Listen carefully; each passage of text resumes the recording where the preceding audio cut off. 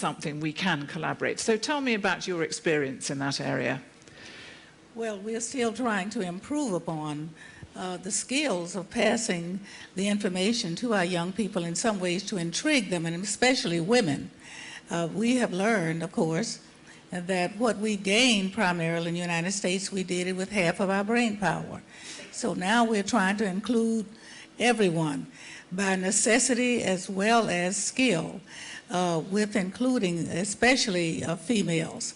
We're also a magnet, so we are very diverse in the U.S., and we're trying to embrace that and try to get the advantages of it.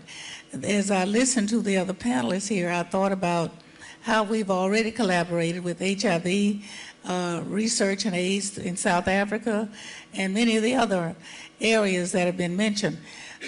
We have to look at now the weather change throughout the world, the travel of viruses, the travel of bacteria, and how it moves around the globe.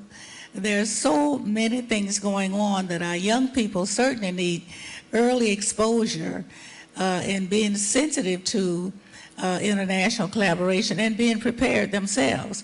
We're looking at other educational methods that go on. We know that Japan and Korea are still outpacing the rest of the world in STEM education courses. We're trying to share with that and see what we can glean and implement. We're doing a lot of collaboration in space exploration.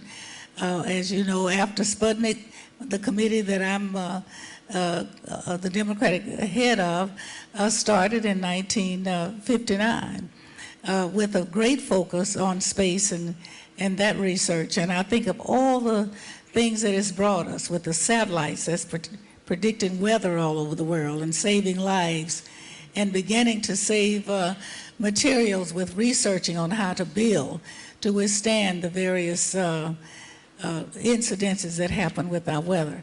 So it goes on. The collaboration, I think, is more important. The world is smaller because of the technology and the kind of research we've already shared. I think it'll get smaller as we collaborate even more. And also because all of our economies are suffering with some shortage of dollars. So we have to plan them better, share them more, and get more from it. Now, you talk about space as being the thing that intrigues youngsters. I mean, America's scaled back dramatically on its space program. I mean, I know in the UK that we've also scaled back dramatically, but the one reason that people are advancing that we should go into space is because of the impact that it has on young people in inspiring them into science education. And is that the same in the US? Well, actually, probably more than any other thing and any other factor or area that's stimulating young people will be programs that they are exposed to that relate to space. Astronauts visiting schools, watching the space station activity from some of the space stations. So the fascination that brings to our young people does not stop there. If they are continually exposed, they begin to want to see how they can expand that. Now it's a lot of conversation on whether or not there's life on any other planet.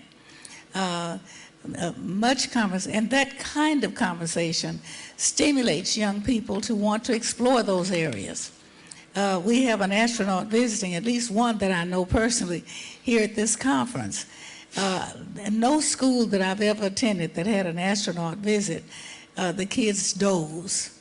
They're fascinated by people who've gone into space and actually had that experience.